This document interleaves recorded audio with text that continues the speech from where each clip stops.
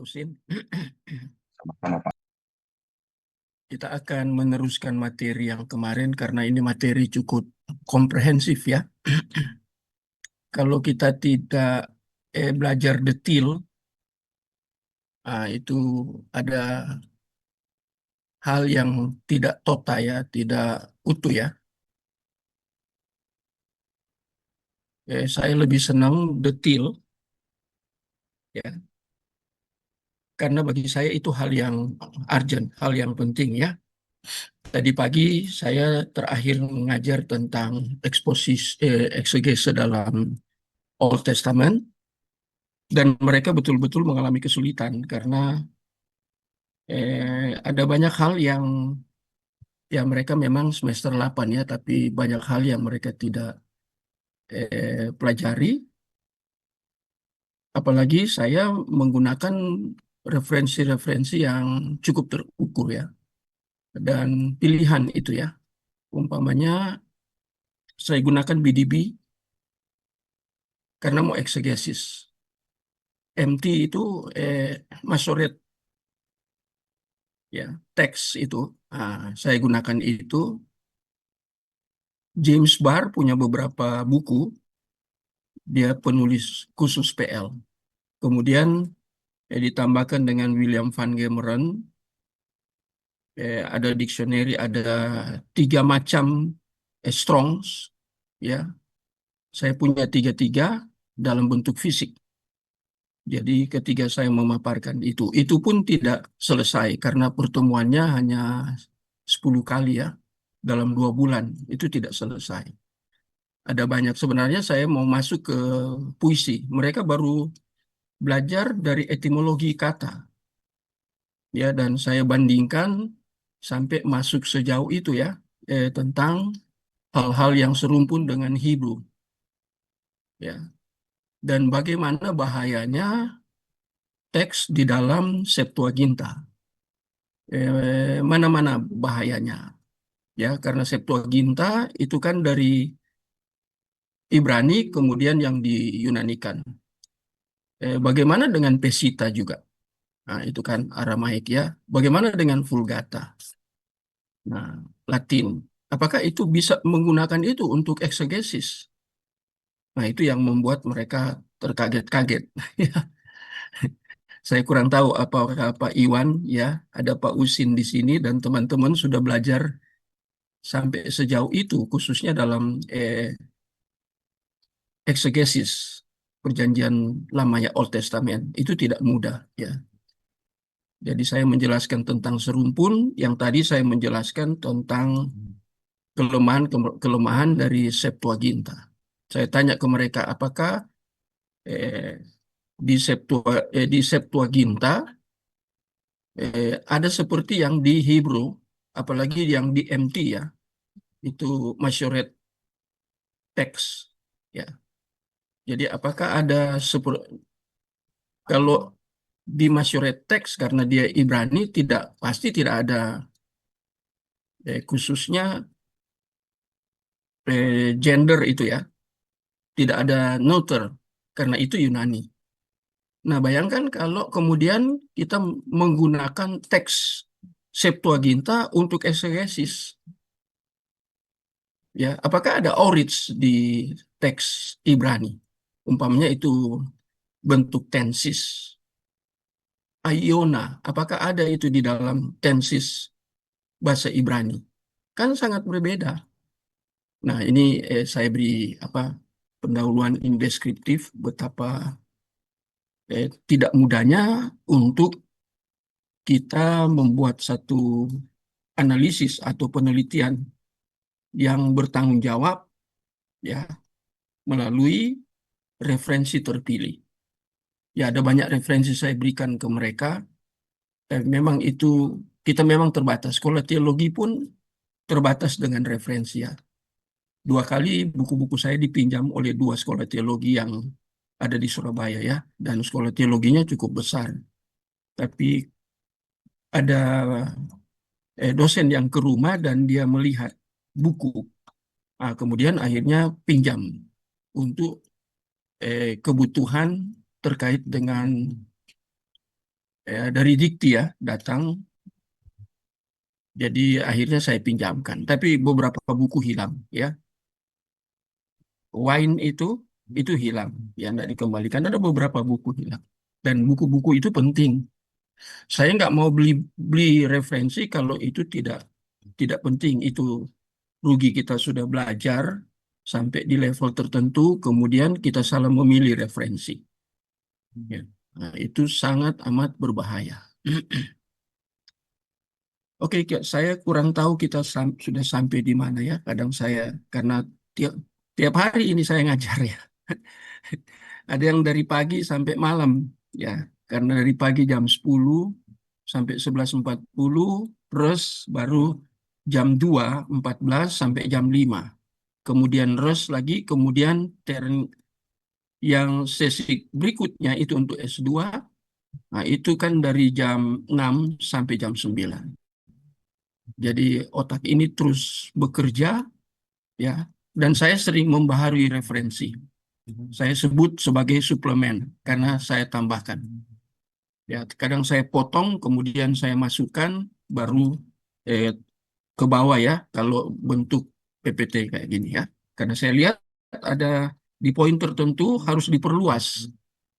Jangan dipadatkan, tak boleh dipadatkan, tapi harus, jangan kemudian kehilangan hal-hal yang esensial. Itu saya nggak mau. Ya, jadi itu ya. Ini hanya gambaran saja. Saya akan perbesar.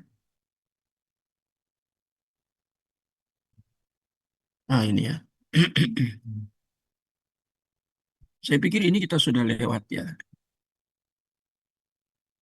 Ini secara khusus sedang membicarakan tema besarnya itu antitesis teologi Paulus. Ya. Dan sekarang yang kita belajar antitesis teologi Paulus terhadap Yudaisme. Ya. Yang kita belajar awal ini terkait dengan hamartologi dan soter. Nah, itu kan hal yang hal yang urgent ya di dalam sistematik teologi. Ya, jadi Paulus menyoroti itu, tetapi itu kadang tidak tercover ya. Di dalam pembelajaran di banyak STT juga eh, mengajar teologi Paulus itu kan sangat luas dan harus memilih ketiga mengajar. Saya pernah di satu STT diminta ngajar teologi Paulus, tapi temanya itu remnant teologi. Dan saya datang mengajar khusus bicara teologi Paulus tentang remnant teologi ya, yang backgroundnya itu ada di dalam perjanjian lama. Tapi ini kita mau belajar ini ya. Ini kita sudah lewat sepertinya ya. Saya lari ke bawah dulu ya. Dulu Samartia.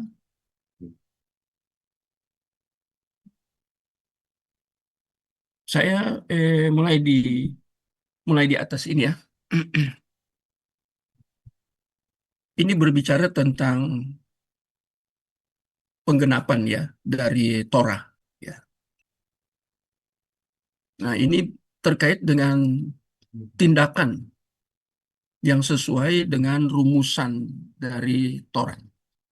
Kalau kita bicara tindakan, itu kita berbicara tentang moral. Ya, ada hukum moral. Kadang saya lupa apakah saya sudah bicara hukum moral itu eh, basisnya yang mana. Sepanjang saya belajar, saya mengerti bahwa hukum moral itu bisa dibagi dalam 3 hal. Karena ini berbicara tentang tindakan ya, setiap tindakan yang sesuai dengan rumusan Taurat yang konkret. Nah, bagi Yudaisme mereka katakan tindakan yang terkait dengan moral itu mereka katakan itu menambahkan timbunan pahala. Dan kan mereka bicara ini, ya. Nah, yang jadi pertanyaan, ada berapa macam tentang moral?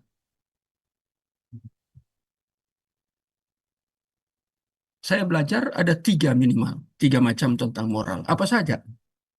Moral yang bersifat general.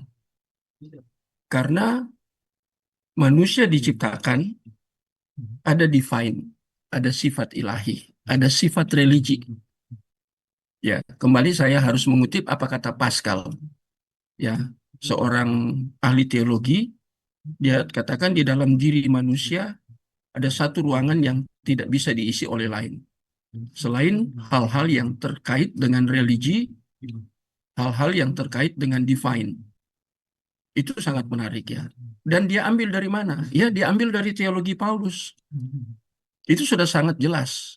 Dari mana basic yang dibangun oleh Pascal di dalam teologi Paulus tentang kehidupan moral yang ada dalam setiap manusia yang pernah ada dalam dunia ini. Oh, itu di dalam kita surat Roma, ya, tentang Taurat, ya. Itu ketika Paulus berbicara untuk bangsa-bangsa di luar pilihan lama, yaitu Israel, itu dia katakan ada Taurat. Dia katakan bangsa-bangsa, bukan satu bangsa, bangsa-bangsa di dalam konteks waktu itu. Saya nggak mau out of konteks ya, bangsa apa aja yang ada pada waktu itu. Tapi dia katakan untuk semua bangsa-bangsa di dalam diri mereka ada Taurat. Nah, dari situ kemudian Pascal membangun pemikiran-pemikiran yang membicarakan tentang Taurat atau kehidupan moral. Karena Taurat itu terkait dengan perilaku. Yang kedua, pandangan Yudaisme tentang moral, perilaku. Dan perilaku itu kalau dia melakukan sesuatu yang baik, itu dikatakan atau paham dari Yudaisme dikatakan bahwa itu timbunan pahala. Itu bagian yang kedua. Bagian yang ketiga itu terkait setelah Holy Spirit turun. Roh Kudus tinggal selama-lamanya dalam hidup kita. Itu ajaran dalam Yohanes 14 ayat 16 ya. Kadang saya pakai bahasa Yunani ya. Itu kata aiona. Bahasa Inggrisnya forever. Itu siapa yang ajar? Langsung Yesus yang ajar. Dia akan tinggal selama-lamanya. Dia tidak akan pergi. Ya, itu menarik sekali kalau kita meneliti itu ya. Kita sudah tahu, kita kalau yang sudah belajar pneumatologi, ya, itu dibaptis Roh Kudus, ya, diurapi Roh Kudus, dipenuhi Roh Kudus, mendukakan Roh Kudus, karunia-karunia Roh Kudus. Itu berapa berapa banyak itu yang terkait semua dengan Roh Kudus. Ya, dibaharui dari hari ke sehari ya. Itu dalam pribadi yang ketiga, Tritunggal itu perannya itu ya. Setelah Yesus ya naik ke sorga. Nah, itu kan dia turun dan pekerjaan. Dan kita harus belajar secara spesifik. Tapi kalau terkait dengan moral, itu karpos. Jadi minimal minimal ada tiga. Tapi moral yang pertama, ya, yang kalau kita kaitkan dengan total depravity, kerusakan total, ya, atau saya kadang sebut dengan doulos hamartia, menggunakan apa kata Yesus tentang dimerdekakan dari doulos hamartia. Kan ada bagian firman Tuhan dalam PB ya, di Injil itu bicara tentang itu. Aku datang untuk memerdekakan.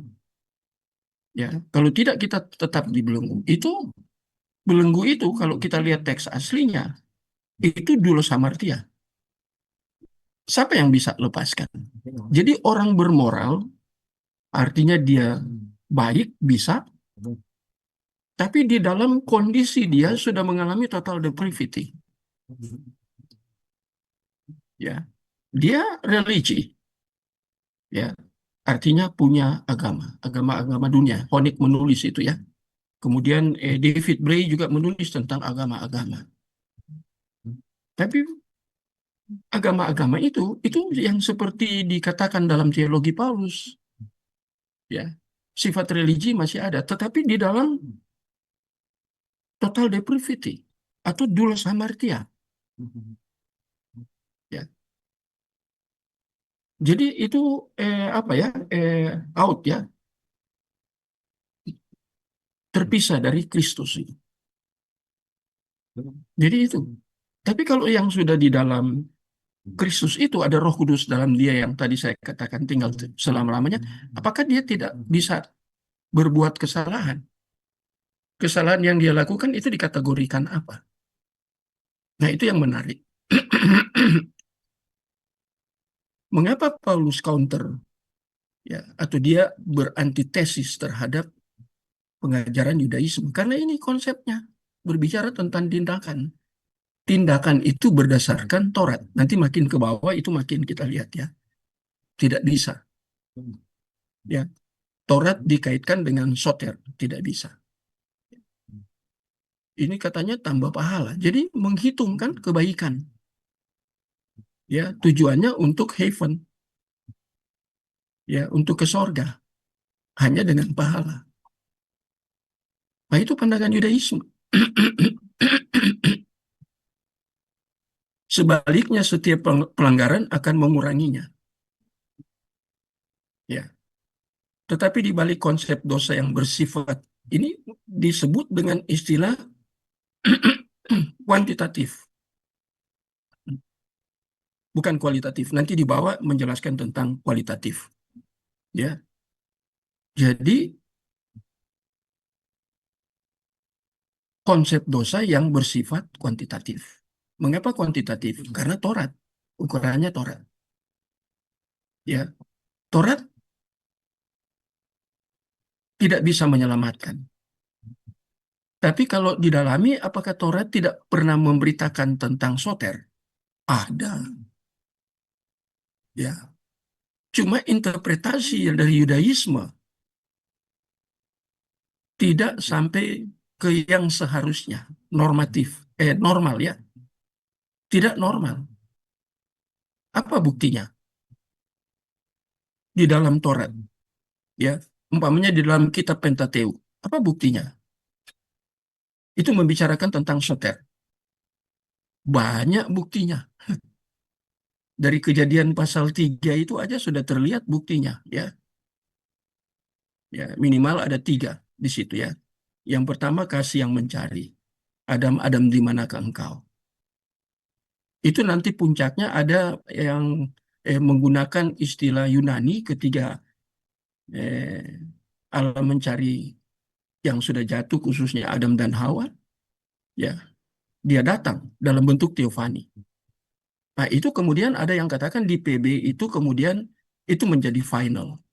Dia menggunakan istilah Kristofani yang tidak lazim, ya tidak banyak orang membahas tentang Kristofani. Nah sekarang saya mau tanya apa perbedaan antara teofani dan Kristofani? Itu jadi menarik pembahasan kita, pendalaman kita jadi menarik. Itu konsep pertama, kasih yang mencari. Ya, divine karena Allah yang mencari. Kalau dibandingkan dengan pemikiran Paulus dalam teologi Paulus di Roma pasal 3, tidak ada seorang pun yang mencari Allah. Mengapa? Karena sudah dibelenggu tadi. Sudah diikat, sudah menjadi doulos hamartia, hamba dosa, nggak bisa. Dia mau apa ya? Melepaskan diri dari doulos itu tidak bisa. Harus ada yang lepaskan. Siapa? Ah itu Yesus bilang, aku datang untuk memerdekakan kamu. Dari mana? Doulos hamartia. Ya, itu teofani itu penting. Ya, itu terkait dengan masalah apa? Soter. Tapi soter di dalam teofani di PL. Itu sudah terlihat soternya di situ. Yang kedua, itu tentang cross teologi. Di dalam Kejadian 3 ayat 15, proto-evangelium itu dalam bahasa Latin. Itu kan ya tentang keturunan perempuan dan keturunan dari ular. Itu kan berbicara tentang cross teologi. Ya, itu yang kedua. Yang ketiga apa? Itu cawat yang diganti itu dengan kulit binatang. Ya, mereka menyiapkan sendiri dari daun-daunan. Tapi Allah memberikan dari kulit binatang. Kalau ada kulit binatang yang diberikan, berarti apa berarti? Berarti ada penumpahan darah. Nah, itu kan gambaran soter.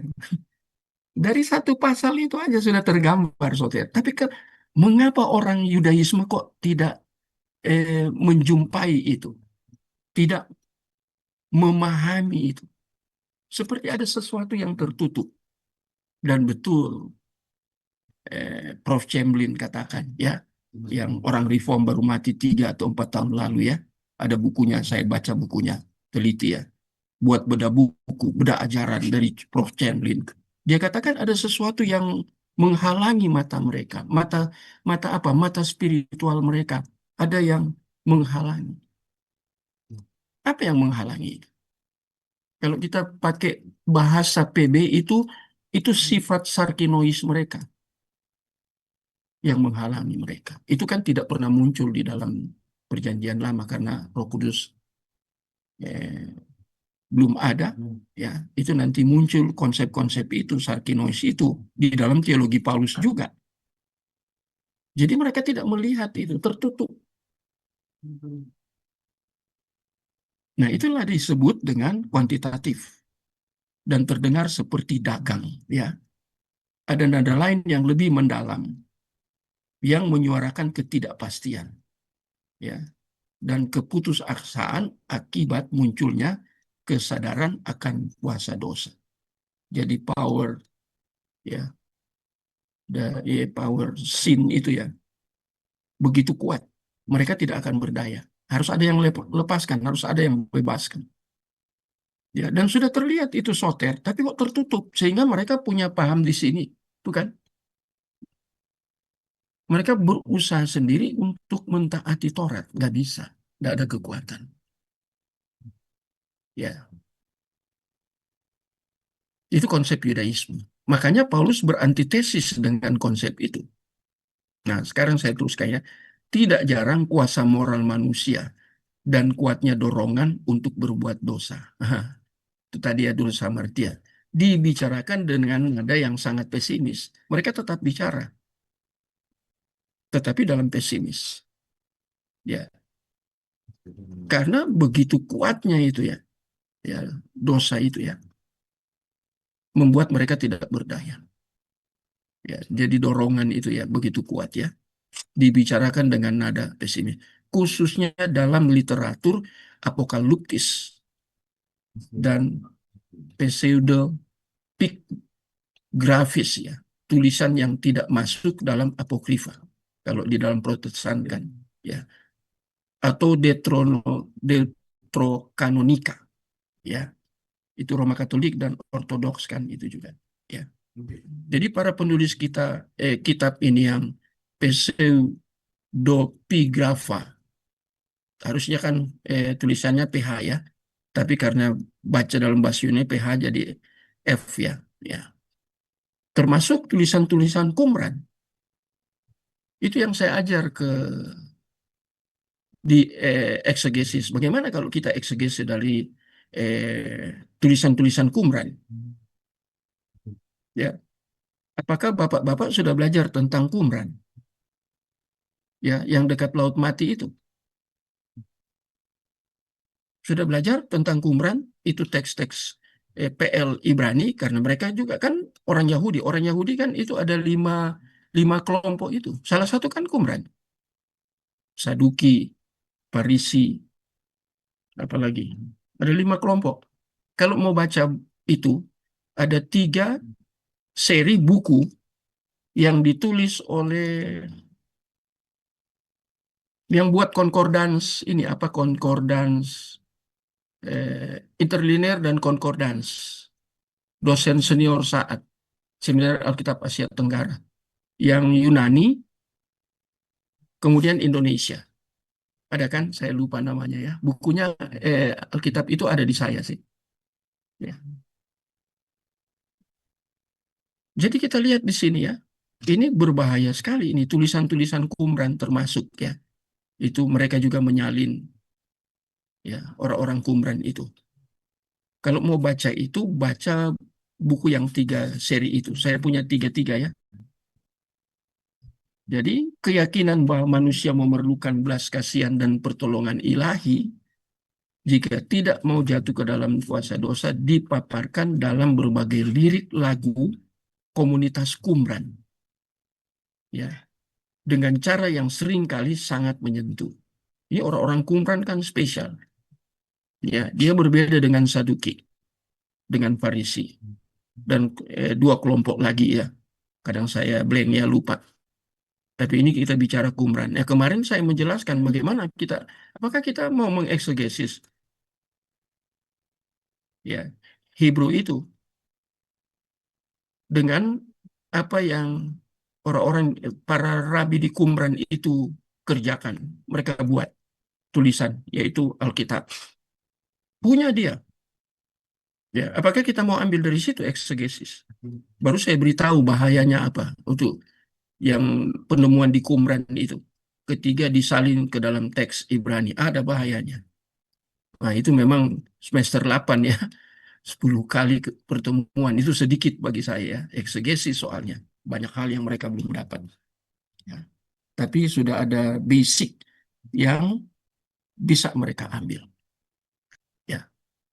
Tetapi semua ini tidak mengubah fakta bahwa Yudaisme tidak mengenal jalan keselamatan. Ya. Karena penekanannya kan lewat Taurat. Mereka aja tidak mampu melakukan Taurat. Mereka gagal. Tapi kemudian mereka berbicara tentang moral dan ada apa timbang gitu ya, tentang pahala perbuatan mana yang lebih baik secara moral, yang baik apa yang jahat. Kalau di atas kan kemarin kita sudah belajar ya, bahwa pandangan Yudaisme ya, bahwa Allah ketika menciptakan manusia ada baik dan ada jahat. Itu kan hasil interpretasi. Hati-hati dengan interpretasi.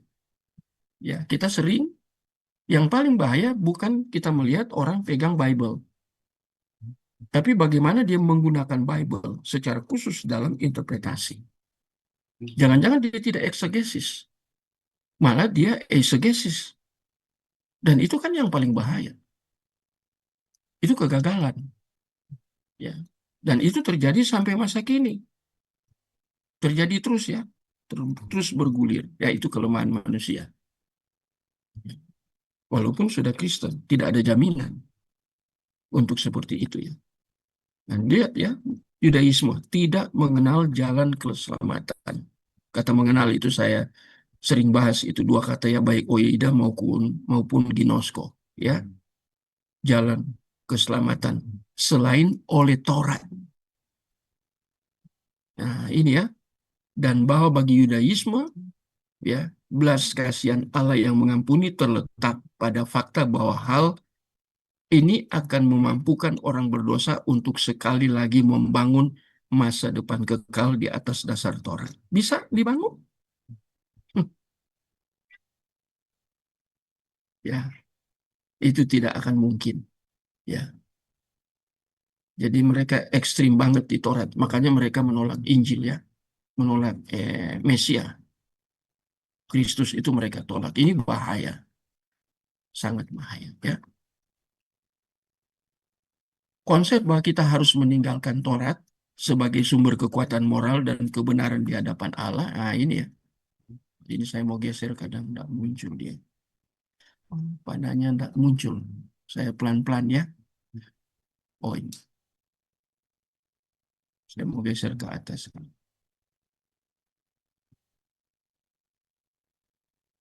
Nah ini. Nah ini.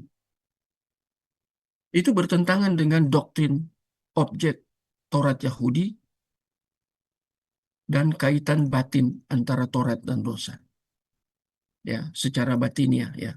Jadi inner ya, tentang Taurat dan dosa. Mereka belajar Taurat hebat, apalagi setelah itu jauh setelah PL muncul ahli Taurat. Ya, harus belajar ahli Taurat itu sejak kapan muncul. Itu kan seorang ahli ya. Itu di PL kan ada Esra, ahli kitab. Ya, pada zamannya Esra dia ahli kitab. Dan ini bertentangan dengan objek Taurat. Apa itu objek Taurat? Itu Taurat menggambarkan tentang sesuatu yang sifatnya the future, ke depan. Ya, tentang apa? soter di dalam satu pribadi, Christ. Nggak bisa yang lain. Nah, ini kan bicara tentang ke depan objeknya. Ya, jadi kaitan batin dan Taurat, kemudian dosa. Nah, ini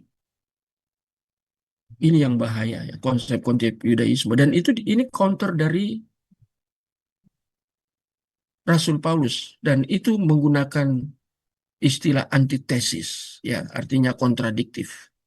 Padahal Paulus itu dari backgroundnya kan kita sudah tahu, ya, dia orang penting di Sanhedrin, ya, para pakar-pakar kalau kita gunakan saat ini ya, pakar-pakar Taurat, dia masuk di dalamnya. Kalau kita telusuri Paulus itu siapa? Oh, lebih menarik lagi, ya, itu dia hubungannya dengan di dalam perjanjian lama jauh ya, itu turun temurun itu ya. Tapi setelah dia percaya itu, dia katakan, ku anggap rugi dan menjadi sampah. Nah, itu konsep Paulus. Ya. Karena Yudaisme salah memahami Taurat. Apalagi terkait dengan soter. Kemudian terkait dengan pasi itu ya, dengan doulos hamartia. Oke, kita lanjut ya. Disinilah terletak keistimewaan Israel atas bangsa-bangsa lain. Dalam Taurat mereka memiliki sarana untuk beroleh hidup. Bagaimana mereka berupaya menghidupi Taurat itu, dan mereka gagal. Ya, sarananya sudah disiapkan, yaitu Taurat. Apakah mereka mampu untuk menjalankan Taurat? Kenyataannya tidak. Israel memeluk Taurat sebagai sumber keselamatan dan perlindungan. Oh, itu perlindungan kekuatan. Ya, itu Yeser itu ya. Kekuatan Yeser itu artinya kecenderungan untuk berbuat jahat. Ya. Taurat dianggap sanggup memberikan hidup kepada manusia. Taurat justru melalui hukum Taurat, mereka tahu bahwa mereka orang berdosa. Tapi apakah Taurat menyelamatkan? Di dalam Taurat sudah diberitakan tentang protoevangelium yang menuju kepada Kristus. Itu yang tadi saya katakan, Kejadian 3 ayat 15. Tapi mereka dalam interpretasi, mereka keliru dalam interpretasi. Ya. Bahkan aliran Yudaisme yang paling terbuka bagi pertolongan Allah dan yang menyebut Roh Allah sebagai Dia yang harus menyucikan dan menolong, ya, mana bisa menyempurnakan jalannya, ya, tidak melihat jalan keselamatan selain dari kebenaran dan kesempurnaan yang harus dikejar melalui jalan Taurat. Untuk jadi sempurna mereka berusaha untuk mentaati Taurat mati-matian, ya. Nah, sekarang jadi pertanyaan penting ya, urgent. Apakah yang dimaksud dengan Roh Allah di situ? Ya, ini jadi pertanyaan. Di dalam konteks Yudaisme ya, apakah mereka percaya Tritunggal? Atau maksudnya Roh Allah ini hakikat Allah? Karena Allah itu metafisis. Nah, ini jadi pertanyaan. Kan tidak jelas di sini. Jadi, ini wilayah abu-abu dari Yudaisme. Ya. Juga apakah ini terkait dengan hakikat? Nah, tadi tuh, hakikat Allah. Atau berbicara tentang pribadi Allah yang ketiga, Roh Kudus. Padahal dulu kita tahu ya, yang diurapi kan hanya 3 kelompok yang ada di Yudaisme, orang-orang yang penting, yang punya peran khusus, ya, itu. Ya. Jadi ini jadi pertanyaan. Ya. Apakah Yudaisme memahami tentang soter objektif, ya, terkait dengan keselamatan penebusan Kristus, ya, dan soter subjektif terkait dengan karya Roh Kudus di dalam menginsafkan dunia akan dosa. Itu ada di Yohanes ya. Nah, jadi kita lihat apakah mereka mengerti sampai ke sana? Belum, jauh. Belum muncul, sangat jauh. Mereka belum pahamnya, belum sampai ke sana. Alkitab kan belum lengkap. Ya, apalagi dalam konteks mundur ke belakang dalam perjanjian lama. Kemudian masuk dalam perjanjian baru, itu Yudaisme. Ya. Dari Yahudi kemudian dia menjadi Yudaisme. Ini menjadi pertanyaan yang sangat urgent. Ya. Ada beberapa pertanyaan di sini. Ya. Apa yang dimaksud roh Allah? Ya. Apakah terkait dengan hakikat? Karena roh, metafisis. Kita bicara hakikat. Sebelum Yesus berinkarnasi kan? Atau berbicara tentang pribadi yang ketiga, yakni Roh Kudus. Apakah Yudaisme memahami?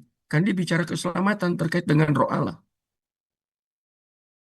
Apakah dia mengalami soter objektif, peran Roh Kudus itu, ya, menginsafkan dunia akan dosa? Apakah dia tahu itu? Orang Yudaisme tahu. Dia tidak terima Yesus yang mengajar itu kan. Kelompok Yudaisme tidak mau, ya. Ini yang menarik. Kalau saya tanya kepada Bapak Ibu yang ikut dalam pembelajaran malam ini, apakah sudah belajar tentang soter subjektif? Baca bukunya Louis Berkhof. Ya, dia berbicara tentang di sistematikanya kan ini ahli sistematika. Ya, Louis Berkhof. Di dalam 5 buku yang sudah diterjemahkan oleh Momentum ya, tim penerjemah di Momentum. Tadinya kan itu satu buku dalam bahasa Inggris. Kemudian mereka supaya lebih murah dan bisa beli satu persatu, tiap buku bisa, makanya mereka terjemahkan ke dalam bahasa Indonesia. Dan di situ Louis Berkhof menulis tentang soter subjektif yang terkait dengan Roh Kudus. Ya, bagaimana soter objektif? Apa perbedaannya dengan soter subjektif? Nah, itu menarik. Ya, dalam arti urgent, penebusan yang Yudaisme kenakan atas Taurat inilah kita menemukan antitesis dalam doktrin dosa Paulus.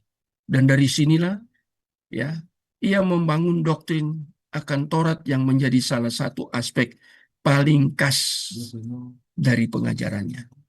Ini kan teologi Paulus. Kita lagi belajar itu. Bapak-bapak yang sudah sampai S2, apakah sudah belajar sampai sini? Ya, terkait dengan antitesis, apalagi secara spesial ya, di dalam teologi Paulus. Itu jadi pertanyaan, pertanyaan penting ya.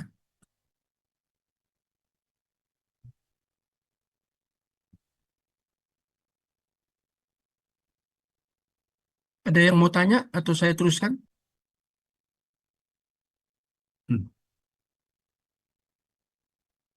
Ada yang tanya? Kalau tidak ada yang tanya, saya teruskan ya. Dalam menganalisis penolakan absolut akan Taurat sebagai saran keselamatan, ini Paulus ya.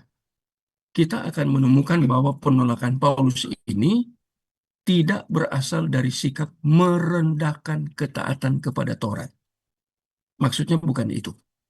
Atau ketidaknyamanan akan perbuatan. Ya. Ini disebut dengan kontras antara melakukan Taurat sebagai sesuatu yang bersifat eksternal. Dari luar ya, dia eksternal. Ya. Dan kecenderungan hati Ain dari dalam, inner ya, untuk taat. Ya, saat Allah berikan dari luar. Ya, mereka berupaya untuk melakukan dari dalam, ya, untuk taat. Dan tidak pula berasal dari sikap Kristus terhadap isi Taurat. Nah, itu akhirnya kabur. Ya, akhirnya interpretasinya samar-samar karena tidak ada sikap kritis ini. Ya, kita juga telah melihat bahwa penolakan Paulus tidak disebabkan karena dia marah. Ya, akibat kegagalan menjalankan Taurat, bukan karena marah. Jadi ini alasan-alasan konkret ya dari Paulus. Nah, ini yang kita lanjut dari yang kemarin. Nah, kita sekarang akan melihat tentang kekuatan Taurat itu ya. Bagaimana Paulus menyoroti. Nah, ini bagian di bawah ini ayatnya ini banyak ya, banyak sekali. Tapi saya pikir kita tidak baca, nanti kita analisis sendiri, baca sendiri. Kalau mau lebih dalam, dieksegesi sendiri. Ya, itu menarik. Ya. Nah, ini sekarang kekuatan Taurat. Paulus sendiri menyadari kemungkinan kesalahan ini. Ya, ini masih pribadi Paulus ya. Di Roma 7 ayat 7 ia bertanya, apakah hukum Taurat itu dosa? Nah, itu kan. Dia bertanya, apakah hukum Taurat berdosa? Apa artinya? Mengapa dia bertanya? Itu menarik ya. Hukum Taurat ya bukan dosa karena dia dari Allah, diberikan supaya orang Yahudi ini diarahkan, mereka mengerti apa yang Allah kehendaki bagi mereka untuk mereka taat. Ini lagi terkait dengan masalah ketaatan ya. Dan di ayat 12 ia menjawab hukum Taurat adalah kudus. Nah, itu hagios. Nah, ya kalau di dalam teks Septuaginta ya. Dan perintah juga adalah kudus, benar dan baik. Paulus akui, ya. Ia juga secara eksplisit berkata Taurat dimaksudkan untuk membawa kepada hidup. Kata hidup di sini di dalam ayat yang ke-10 di dalam Roma 7 itu pakai soen. Saya yang tambahkan ya ini. Dia bukan pakai bios tapi soen. Ya. Apa artinya dari kata soe? Ya. Soe itu kan berbicara tentang spiritual. Ya. Tapi bukan sifat divine yang bersifat general blessing. Bukan. Itu bersifat khusus kepada siapa? Ditujukan soal ini kepada pilihan, orang pilihan. Itu terkait dengan predestinate. Ya, jadi kita lihat orang pilihan yang mana? Israel kah? Oh, ini kita sudah sampai ke PB, Perjanjian Baru, apalagi ambil dari Roma. Ya, orang pilihan. Ya, siapa yang memilih? Itu di dalam Efesus. Ya, pasal 1 itu baca itu seluruhnya di bagian-bagian kalimat apa ayat-ayat di bagian pertama ya. Jadi muncul itu. Ini pertanyaan-pertanyaan dia dari Paulus sendiri ya. Dia mengakui Taurat itu kudus, itu benar, itu baik. Apakah baik bisa menjadi benar atau sebaliknya, benar jadi baik? Ini kadang bolak-balik, terbolak-balik ya. Orang benar yang sudah dibenarkan, bukan benar secara eksistensialis, tapi ada kata kerja di situ ya. Dibenarkan, itu kata kerja. Ya, itu terkait dengan di kayu sune ini kata benar ya, bukan aliteia. Aliteia itu bersifat unik dan eksklusif aliteia. Tapi kalau di kayu sune itu kan dianugerahkan, gift, diberikan. Ya, jadi kata kerja. Diberikan itu kan kata kerja. Dibenarkan atau baik. Baik ini tadi saya sudah jelaskan, ini kan tentang moral. Nah, sekarang pemikiran tentang baik dan benar kadang terbalik. Ya, orang benar dia harus punya baik, kebaikan, moral. Tapi moralnya bukan berpusat pada diri, antroposentris. Tidak. Tadi saya sudah katakan dengan jelas ya, itu berpusat kepada Holy Spirit yang sudah tinggal selama-lamanya. Ada buah roh di situ, fruit, hasil dari apa yang dikerjakan oleh Holy Spirit dari dalam, bukan dari luar. Dari dia sudah di dalam, tinggal selamanya. Dia kerja dari dalam, memunculkan baik. Ya, kalau baik secara umum general blessing, ya tanpa Holy Spirit baik, tapi baik di dalam keadaan total depravity.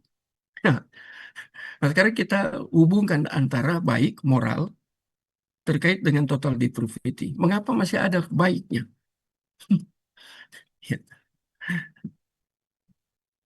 ada baiknya, tapi sudah di dalam lingkup total depravity atau doulos hamartia. Wah, itu menarik. Ya, ini yang harus kita dalami, yang hal-hal seperti ini ya. Ya, jadi Paulus berbicara tentang Taurat dimaksudkan untuk membawa kepada hidup.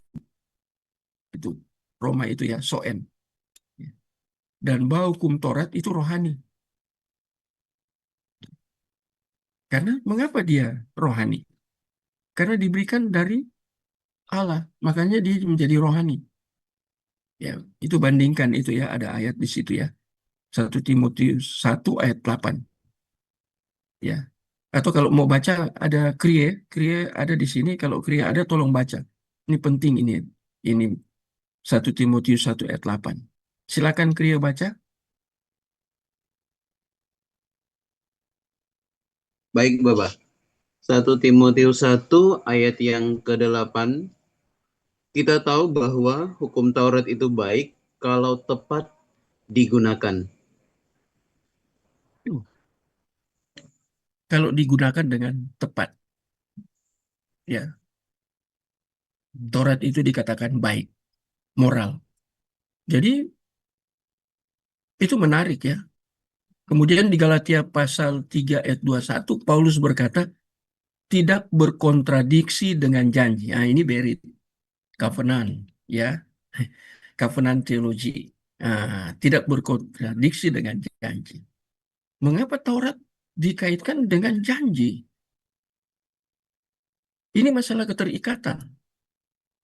Karena Taurat diberikan kepada orang, kalau di PL itu orang yang dipilih, khususnya satu bangsa, itu berdasarkan perjanjian.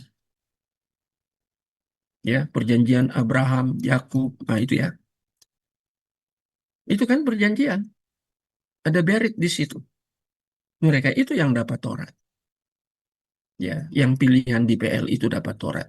Tapi kita harus berhati-hati kalau kita membicarakan tentang pilihan lama itu. Artinya di dalam Old Testament. Kita harus sangat berhati-hati. Ternyata kan yang kita lihat di dalam sejarah, pilihan itu, ya 12 suku itu ternyata pecah. Mereka dibuang. Ya, disitulah lahir konsep sisa. Ya, kalau mau belajar itu ada di beberapa tempat di PL ya tentang sisa itu termasuk itu ketiga pecah itu. Satu di utara, satu di selatan. Ya. Itu menarik juga itu kalau bicara tentang apa remnant teologi di situ ya waktu pecah. Jadi janji ini diberikan kepada pilihan yang ada di Old Testament. Ya. Dan jika Taurat memiliki kuasa untuk menghidupkan, maka kebenaran akan berasal dari sana. Ya, ini Paulus bicara seperti ini dalam teologinya, tapi dia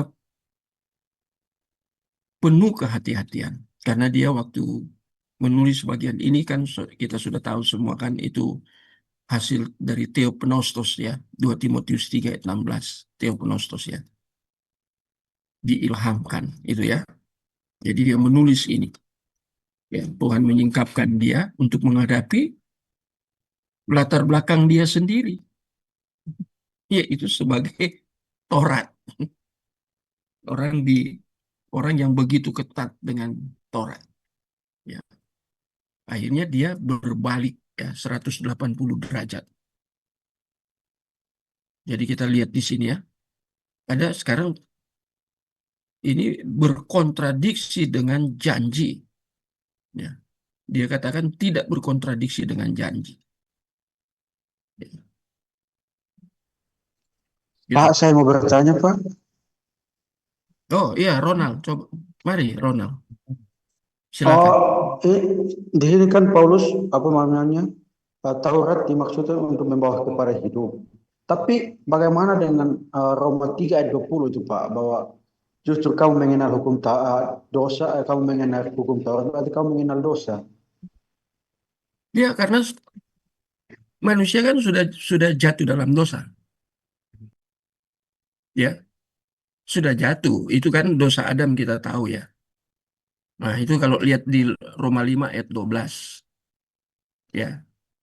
Dan Paulus berbicara justru tahu dosa dari mana Taurat. Karena Torah ya dari teks Ibrani. Torah itu kan artinya standar. Ya. Atau ukuran. Rule ya. Rule. Jadi ukuran. Jadi begitu mereka tidak masuk di dalam ukuran, mereka tahu bahwa mereka berdosa. Itu maksudnya Ronald, secara sederhana ya. Melalui Taurat mereka tahu berdosa.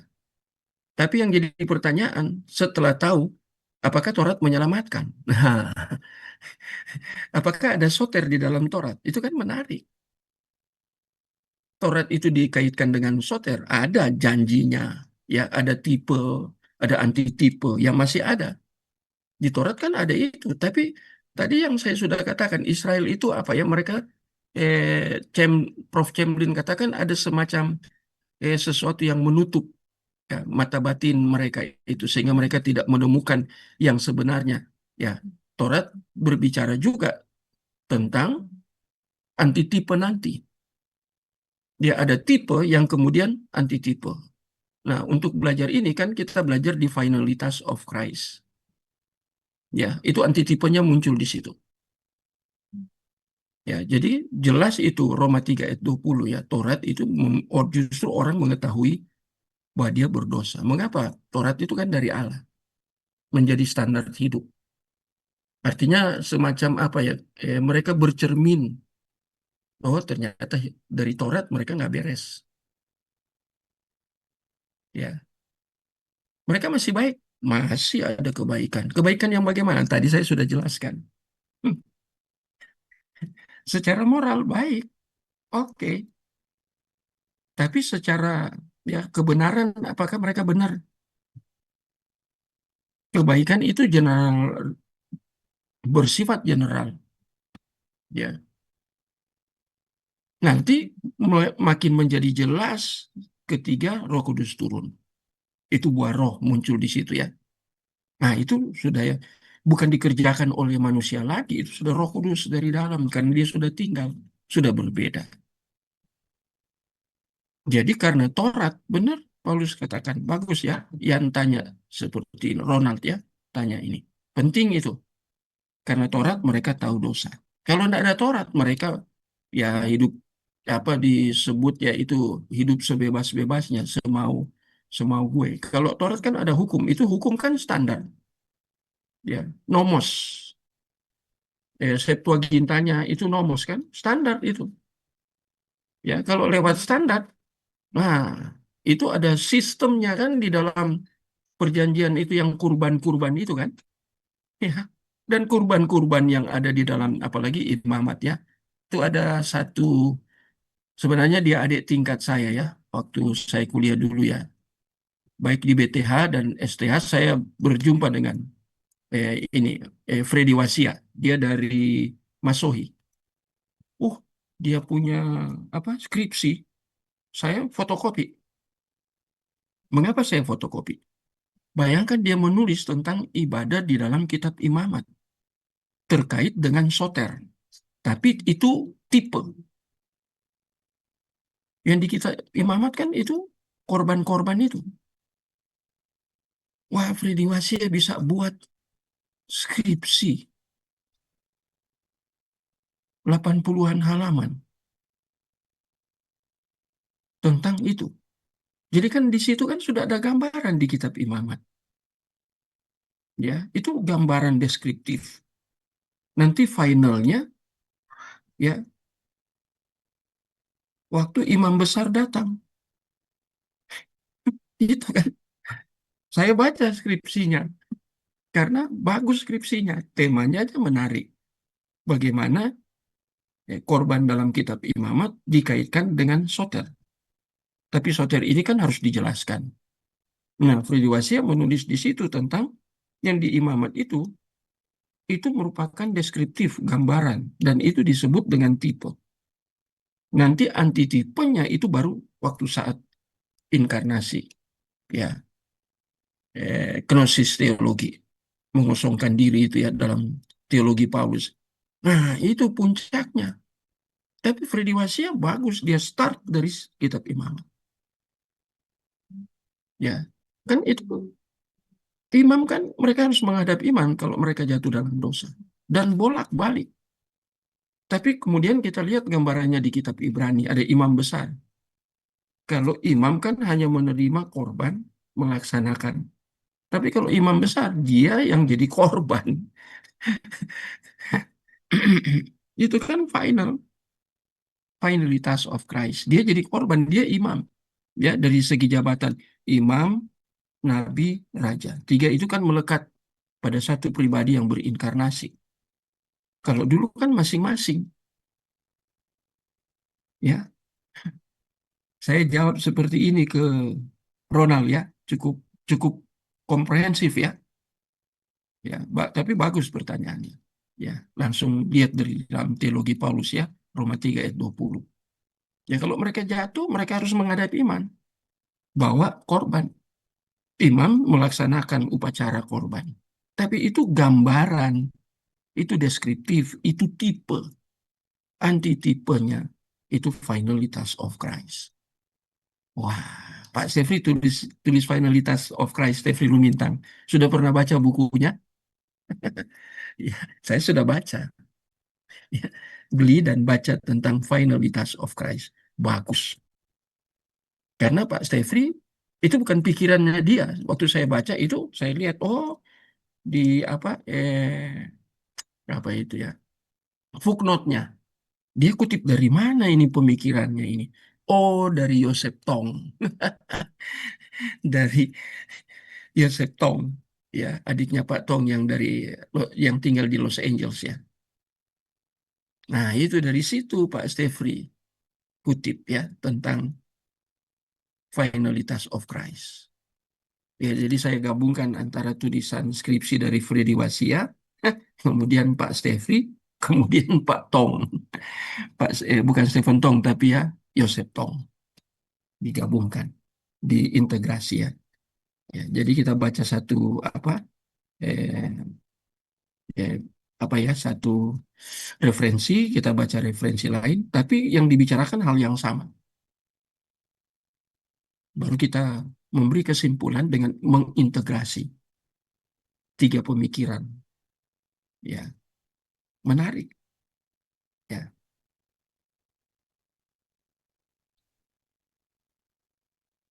ya. Jadi sudah, oke, kita terus ya, karena kita terbatas waktunya ya. Ronald sudah cukup?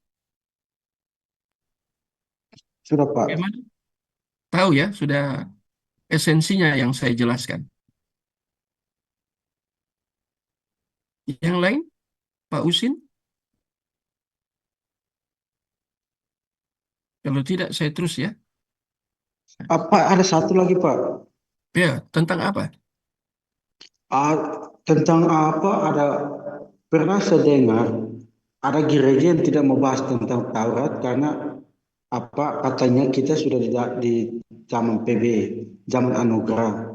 Maka tidak perlu untuk bahas Taurat karena Taurat sudah di perjanjian lama. Tapi kan di dalam bahkan Kristus sendiri omong tentang Taurat. Bahkan Iya, dia Paulus sendiri juga. menyempurnakan, menggenapi Taurat. Tetapi ada gereja yang tidak membahas tentang Taurat itu. Problemnya itu apa ya Pak? Sampai mereka tidak Iya, betul. membahas Taurat. Betul. Ada satu pengusaha di sini yang punya pabrik. Datang ke rumah. Dia mau buang Taurat. Dia memang tidak sekolah teologi karena dia pengusaha. Tapi dia senang untuk pendalaman-pendalaman. Dia dengar-dengar YouTube. Tapi yang dia dengar keliru interpretasinya terhadap Taurat. Sebenarnya masalah dia karena persepuluhan. Ya saya terus terang aja ya, dia bergereja di Bethany Nginden itu. Kan yang menekankan persepuluhan. Dia pengusaha persepuluhannya besar, punya pabrik kok. Tapi lama-lama dia tahu ini keliru. Diperas, dia merasa diperas. Sehingga dia menjadi anti dengan Taurat. Saya bilang, Bapak jangan mengeneralisasi. Bapak sudah belajar Taurat, tentang persepuluhan benar-benar mendalami. Wah, itu Pak, saya kan bukan sekolah teologi. Bayangkan dia mau Kayak buang Taurat. Hyper Grace itu Pak. Wah, Pak Christian langsung Yosef Prince itu Pak. ya saya Prince ya dari Singapura ya. Dulu kan saya sering ke Singapura, sering pelayanan di Singapura ya. Waktu dengan Best Church itu ya, saya sering ke sana ya. Tapi yang Ronald katakan itu benar. Tadi saya sudah jelaskan di Taurat itu ada apa tadi teofani ya.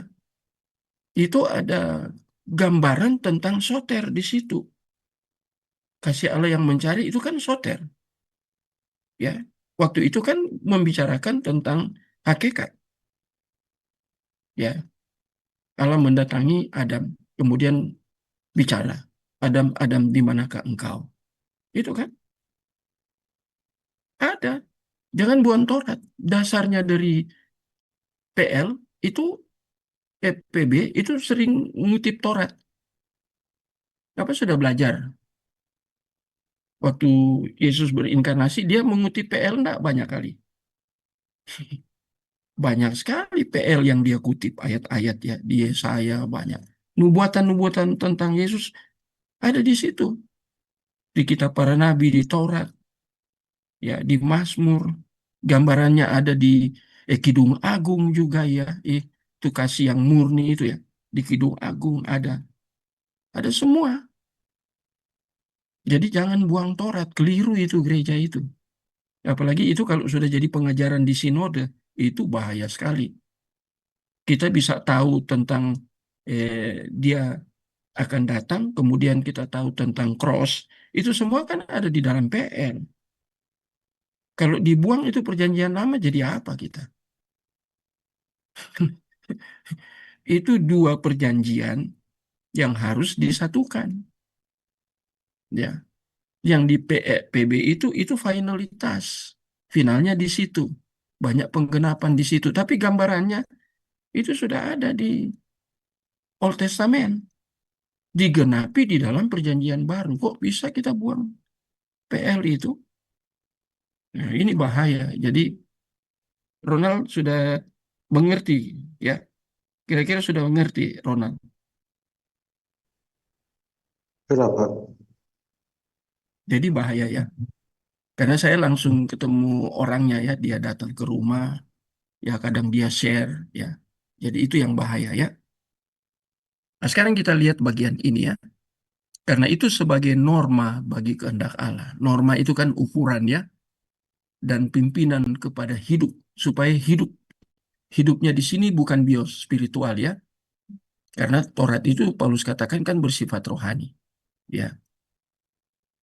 Taurat tidak dapat disangkal dan sepenuhnya dapat dipercaya. Ini teologi Paulus ya, harus harus dipercaya. Tetapi di dalam interpretasi yang tepat tentang Taurat. Kalau interpretasinya kayak Yudaisme, beda sama Paulus. Paulus interpretasi Taurat, tapi berbeda jauh ya, bahkan antitesis dengan interpretasi dari Yudaisme. Oke, di sini ya. Bukan Paulus mau buang Taurat, ya.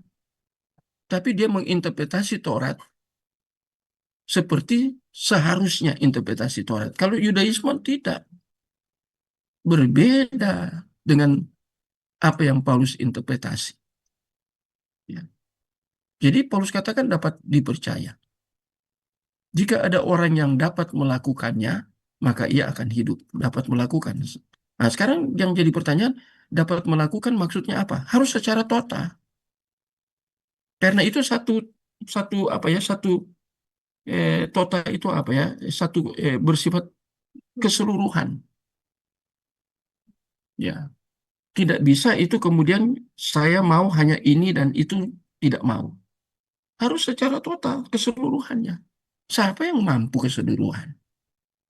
Tadi saya sudah bisa beri gambarannya, kita aja yang sudah ada Roh Kudus tinggal selama-lamanya, bisa kita. Itu yang konsepnya Paulus itu bagaimana itu di dalam 1 Korintus pasal 2 itu ya. Mulai ayat 14 sampai pasal 3 ayat yang kedua.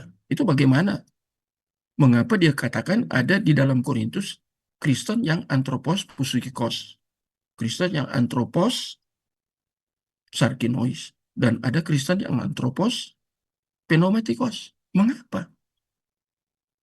Itu jemaat loh. Tapi Paulus katakan ini dia bagi 3. Sarkinois itu apa? Psuchikos itu apa? Ya, kita kan masih di dunia, masih bisa dipengaruhi. Dan pengaruh itu bisa begitu kuat. Dan akhirnya membuat hidup kita ya tidak seperti yang seharusnya. Itu kan jadi pergumulan seumur hidup. Ya, padahal Roh Kudus sudah ada. Itu yang kemudian Paulus katakan, jangan mendukakan Roh Kudus. Hendaklah engkau penuh dengan Roh Kudus. Kita tidak selalu penuh Roh Kudus karena ada kata itu. Ya, itu perintah loh, itu hendaklah, itu imperatif ya. Kamu penuh Roh Kudus. Nah, sudah berbeda, beda dengan orang Yudaisme, apalagi yang di Old Testament sampai di masa ketika Kristus berinkarnasi, beda, jauh berbeda. Ya, jadi ini Paulus katakan sepenuhnya dapat dipercaya. Ya, karena PB dibangun terkait dengan PL, tidak boleh dipisahkan. Sama-sama kan dari Allah, dari satu sumber. Ya, jadi jangan dibuang. Ini berbahaya ini ya. Sepenuhnya kata Paulus. Ya. Jika ada orang yang melakukan, dia akan hidup. Bisa lakukan. Nah, itu ayat-ayatnya. Roma 10 ayat 5 begitu banyak ayatnya ya. Ya. Jadi Paulus tidak menyangkal posisi istimewa orang Yahudi. Mengapa? Karena ada Taurat di mereka. Ya. Bukan Taurat yang Paulus maksud mereka istimewa karena mereka punya langsung diberikan. Tapi ada yang sudah ditanam yang kepada bangsa-bangsa lain ya, di Roma pasal 1 ayat berapa itu. Itu ada Taurat di dalam diri mereka. Ya, itu general blessing umum. Kepada siapa? Semua orang. Ya. Jadi itu keistimewaan mereka karena mereka adalah umat. Ya, itu tuh yang telah menerima Taurat. Itu Roma 9 ayat 4. Sehingga mereka tahu akan kehendaknya. Lewat siapa? Karena diberi Taurat. Kalau diberi, di ya saya gunakan kata sehari-hari, diberitahu. Kan berarti harus tahu. Bukan tidak mau tahu. Sudah diberitahu kok. Sudah diajarkan. Harus respect dan respon. Jadi mereka tahu kehendaknya. Dan oleh karena diajar dalam Taurat, ya hukum Taurat itu, dapat mengetahui yang baik dan mana yang jahat. Itu Roma pasal 2 ayat 18. Pertimbangan ya. Oh ini baik. Oh ini tidak baik. Pertimbangan moral, tapi bukan umum yang tadi saya ngomong moral yang umum itu ya, yang semua orang ada. Ini berdasarkan Taurat, karena mereka terima Taurat. Dan Paulus tulis itu. Mereka bisa pertimbangkan. Dan di dalam Taurat mereka memiliki kegenapan segala kepandaian. Karena mereka dituntun oleh Taurat. Pemikiran mereka ya, nous-nya mereka dituntun oleh Taurat, diajar. Ya, itu masuk dalam pemikiran, maka masuk di hati, tersimpan di memori. Ya itu. Buktinya sampai hari ini hebat enggak? Yang di Israel di Timur Tengah hebat enggak bangsa itu? Dari segi ini ya, kepandaian. Hebat enggak benar? Sangat hebat. Senjata-senjata canggih mereka buat. Ya, teknologi mereka mendunia. Itu. Ini kan bukti. Ya. Cuman ada batu sandungan di mereka itu justru karena Taurat. Karena interpretasinya keliru. Lagi-lagi interpretasi. Tafsir itu paling bahaya. Ya, jadi jangan hanya kita lihat, oh orang sudah pegang Bible, cukup. Nggak bisa. Oh, dia sudah naik mimbar, pegang Bible, sudah berdoa. Hanya itu ukurannya. Ketika dia bicara, perhatikan. Ketika dia speak, lihat isinya. Isinya itu terkait dengan apa? Ya itu, interpretasi, tafsiran. Apakah dia eksegesis? Tidak. Eksegesis begitu susah. Benar ya, Ronald? Begitu sulit. Iya kan? Yang saya ajarkan itu selama 10 hari Sulit, sudah Pak. itu. Ronald susah apa enggak? Susah, Pak, susah. Susah. Kalau memang kita mau mendalami, susah, enggak gampang. Ya, kita dipanggil kan untuk mempelajari, ya, secara spesifik panggilan untuk memperlengkapi diri dengan cara belajar. Jadi matetes kita, ya, murid seumur hidup itu presentif loh itu, terus menerus tidak berhenti, ya, jangan langsung puas. Belajar itu kan terus menerus toh. Nah, sekarang kita lanjut. Karena itu kesulitan yang dialami oleh mereka yang berada di bawah Taurat tidak diakibatkan oleh Taurat yang mereka terima. Ini poin ini pentingnya. Kesalahan-kesalahan mereka kan saya sudah bilang penekanan saya kan interpretasi. Saya gunakan kata interpretasi. Kalau Prof. Cemlin katakan ada sesuatu yang menutup mata mereka. Mata mereka bukan maksudnya mata secara panca indera ya. Prof. Cemlin kalau bicara itu, wih, ya, yang ikut kuliah langsung dari Prof. Cemlin itu di Amerika itu kan Budi Asali. Dia kan pergi sekolah sana. Itu dosen langsung. Dia bilang di antara profesor yang apa ngajar dia selama dia di kuliah di Amerika itu Chamberlain itu orang yang apa? Ya sama karena dosen sama-sama dan di bidang teologi kan mereka tahu firman. Mereka orang rohani. Tapi Chamberlain itu menonjol sekali kerohaniannya. Itu menurut Pak Budi ya. Karena itu mahasiswa langsung. Ada beberapa mata kuliah yang beliau ikut ketika kuliah di Amerika. Dia bilang, wah itu orang itu. Leb- kalau boleh ukur katanya dia ya. Secara rohani, itu Chamberlain paling rohani. Ya itu kata Pak Budi ya. Jadi kita lihat di sini ya. Jangan salahkan Taurat. Karena kesulitan. Ya, ini kesulitan yang dialami oleh mereka. Ya, itu Yudaisme itu ya. Ya, boleh salahkan Taurat. Taurat tidak pernah ada salahnya. Dia absolut kebenaran dia. Ya, karena yang pemberi itu absolut. Ya, jadi jangan ya bukan karena kesulitan mereka melakukan kemudian itu dibilang oh itu diakibatkan oleh Taurat. Taurat hanya menuntun ya sebagai sarana. Seolah-olah Taurat hanya wahyu yang lebih inferior dan memberikan pengetahuan akan Allah yang terbatas atau bahkan salah. Nah, bagaimana dengan Taurat itu ada limitationnya, limitasi. Karena kan kita tidak berhenti di Taurat. Finalnya tidak di Taurat, maka muncul PB. Itu yang finalitas, itu di PB. Jadi ketiga konsep dari Rasul Paulus, dia ya, dan memberikan pengetahuan. Apakah memberikan pengetahuan Allah yang terbatas?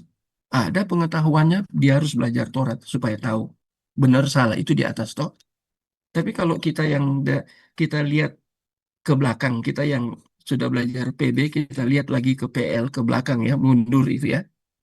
Ya memang dia harus digenapi final. Ya, final itu di PB. Final itu terkait dengan apa? Finalitas of Christ. Tapi kadang orang salah berpikir ini, ya. Oh, terbatas, terbatas harus diberikan arti, ya. Dirumuskan kata terbatas, rumusan teologis kalau katakan terbatas. Hati-hati dengan ini. Ya, kita speak kemudian keliru. Apa yang kita statement kita yang kita keluarkan, apakah berdasarkan penyataan? Pernyataan, apakah berdasarkan penyataan? Malah lebih ekstrim dikatakan bahkan Taurat itu salah. Enggak ada salahnya. Ya, pemberitaan Injil tidak mengajarkan Allah yang berbeda dari Taurat. Nah itu, ya, apalagi jelas-jelas kok ada protoevangelium kok. Ya, itu jelas di situ. Atau pandangan baru akan kewajiban yang manusia miliki di hadapan Allah. Nah, ini. Kadang kan orang berpandangan seperti ini. Itu interpretasi lagi. Ya, Paulus tetap mengingatkan orang percaya. Ini siapa mereka? Yang tidak lagi mengharapkan kebenaran dan hidup dari melakukan hukum Taurat. Ya, untuk dia dibenarkan kan harus berjumpa dengan sang kebenaran. Itu maksudnya Paulus di sini kan. Ya, sang kebenaran di dalam Taurat sudah ada, sudah dibicarakan. Ya, tapi kemudian penggenapannya kan melalui satu proses yang panjang. Nah, tapi sebenarnya kalau mata mereka dicelikan, dibukakan, disingkapkan, ketika mereka belajar, interpretasi mereka jadi mereka tahu, mereka ngerti. Ya, baca itu apa ini? Ibrani 11, tokoh-tokoh iman. Mengapa disebut tokoh-tokoh iman? Padahal mereka itu zamannya Taurat loh. Tapi disebut tokoh iman. Ada penyingkapan-penyingkapan ke mereka itu. Ya, yang tokoh-tokoh iman itu. Tapi apakah tokoh-tokoh iman itu karena memang mereka dipimpin, mereka diperlengkapi sedemikian rupa untuk memperlengkapi ya bangsa itu ya. Tugasnya kan memperlengkapi Israel. Ya, apakah mereka sempurna? Mereka juga akan jatuh. Tapi kejatuhan mereka di mana? Apakah diinterpretasi? Kejatuhan mereka rata-rata moral. Cek, kejatuhan mereka kan moral. Abraham jatuhnya di mana? Moral. Ya. Kemudian Daud jatuhnya di mana? Moral. Salomo dijatuhnya di moral. Moral.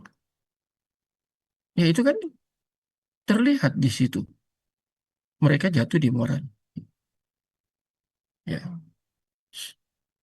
Jadi di situ kita harus belajar tentang dalam dunia teologi kan itu yang dikenal dengan mayor dan minor. Ya. Kalau dirumuskan tentang kejatuhan dalam mayor itu bagaimana? Kalau kejatuhan di dalam minor itu bagaimana? Nah, itu penting belajar itu juga. Mereka nggak sempurna kok. Hmm. Dan itu dibukakan bahwa mereka memang tokoh-tokoh penting, tapi bukan berarti sempurna. Ya, itu menarik sekali belajar-belajar seperti itu ya. Ya. Nah, lihat ya, orang percaya akan penghakiman yang mengganjar seturut yang dilakukan di dalam tubuh, entah yang baik dan jahat. Itu ada di dalam 2 Korintus 1 ayat 8, itu semua ya, ayat-ayatnya. Kemudian 1 Tesalonika. Ya, jadi penghakiman. Nah, sekarang kalau ini dibandingkan dengan penghakiman setelah kita ya memiliki iman yang terkait dengan Christ. Bagaimana penghakiman kita? Itu tolong baca. Tolong baca Wahyu pasal 14 ayat 13. Tolong baca. Ada Kriya ya. Wakil Kriya tidur ini karena dia sudah jam berapa ya dia di Ambon berbeda 2 jam dengan kita yang di sekitar Indonesia Tengah ya. Bedanya 2 jam. Bisa baca Wahyu pasal apa? Pasal 14 ayat 13. Ini bicara penghakiman. Silakan baca. Atau ada yang bantu untuk baca. Ronald lah, Ronald. Tolong baca. Ronald masih ada ya? Bisa baca Wahyu 14 ayat 13. Wah, ini. Dengar suara saya?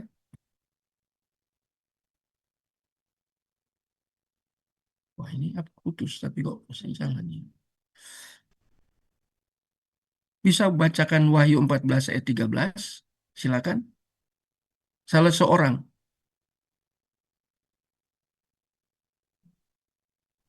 Bisa, Pak, bisa. Ya, tolong baca.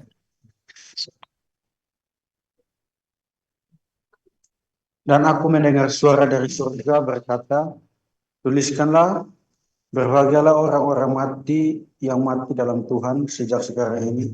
Sungguh, kata Roh, supaya mereka boleh beristirahat dari jerih lelah mereka, karena segala perbuatan mereka menyertai mereka.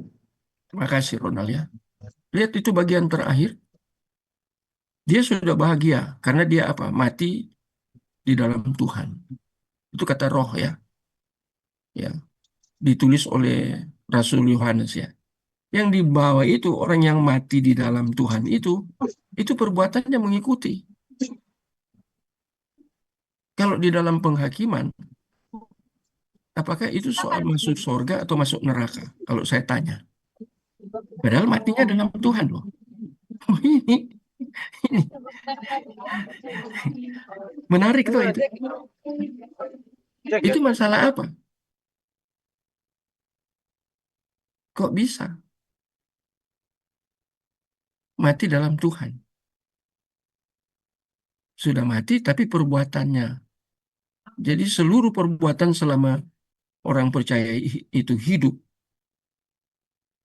ya, itu tetap dinilai perbuatan. Itu dari aspek apa? Itu dari aspek keadilan Allah. Tapi itu bukan soal neraka dan surga, itu bukan itu. Ya, kalau itu dikaitkan dengan predestinasi, apalagi dikaitkan dengan predestinasi, tidak akan hilang. Kan predestinasi ganda. Itu masalah apa? Masalah upah yang berbeda terkait dengan perbuatan. Bukan seperti konsep dari Yudaisme. Untuk ke sorga ditimbang perbuatannya. Tapi perbuatan dari mana? Dari kekuatan diri sendiri. Kan saya sudah katakan tadi bahwa kita ada pergumulan, yaitu sarkinois ya. Kemudian ada psuke. Ya, ya.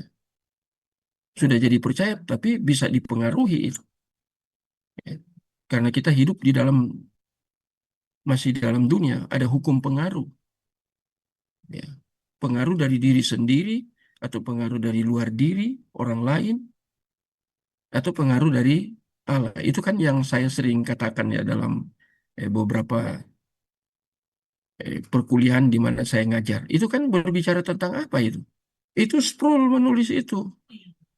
Autonomos, heteronomos, theonomos. Sproul yang tulis itu. Itu harus dipelajari, didalami. Ya. Jadi kita lihat di sini ya. Itu ada bagian-bagian ya. Paulus sama sekali tidak bermaksud mengurangi natur ilahi dari Taurat atau iman meletakkan dia di atas Taurat. Jadi Taurat menjadi fondasi ya, dia di atas itu artinya Taurat menjadi fondasi. Ya, karena Taurat bersifat rohani tadi. Ya, orang bisa lihat standar bagaimana supaya aku berkenan di hadapan Allah. Itu kan lewat Taurat. Untuk orang-orang yang ada di dalam PL, Old Testament. Ya, karena Roh Kudus belum tinggal di dalam diri kan waktu itu. Sampai kepada waktu Yesus berinkarnasi. Kan Roh Kudus turun tinggal itu setelah hari Pentakosta, kisah 2. Baru dia turun tinggal tetap. Ya, Roh Kudus sudah dalam PL sudah pelajari itu bisa masuk keluar kan. Dia tidak tinggal permanen masuk keluar. Tapi ada orang tertentu pengurapannya tidak dicabut. Tidak pernah dicabut. Daud jatuh, tidak pernah dicabut. Salomo jatuh, tidak pernah dicabut. Kemudian orang katakan, kalau gitu Allah berkompromi dengan dosa. Oh, tidak. Salah pemahamannya. Ya, hati-hati dengan itu ya. Jadi lihat ya di konsep Paulus ya, dia tidak mengurangi natur ilahi dari Taurat. Karena berasal dari sumbernya ilahi.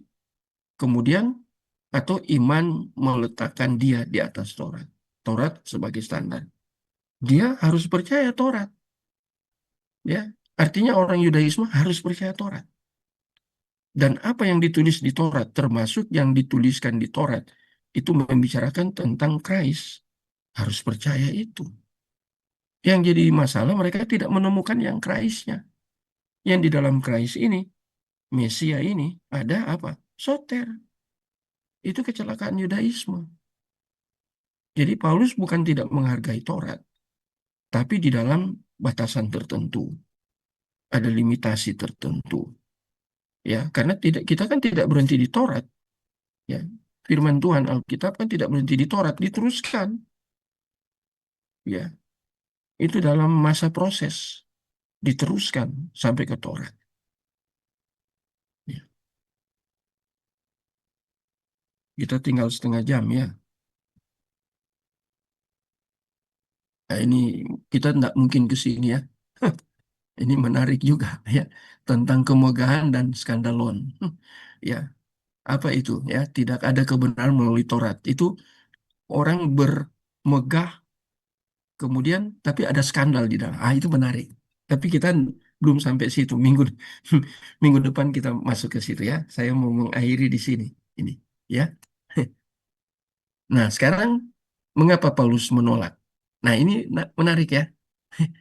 Mengapa Paulus menolak ya? Penolakan absolut Paulus akan Taurat. Nah, ini hati-hati ya ini interpretasi ini. Jangan kemudian seperti yang Ronald katakan. Kalau gitu seperti ada gereja tertentu, mungkin gereja lokal atau sinode tidak mau dengan Taurat.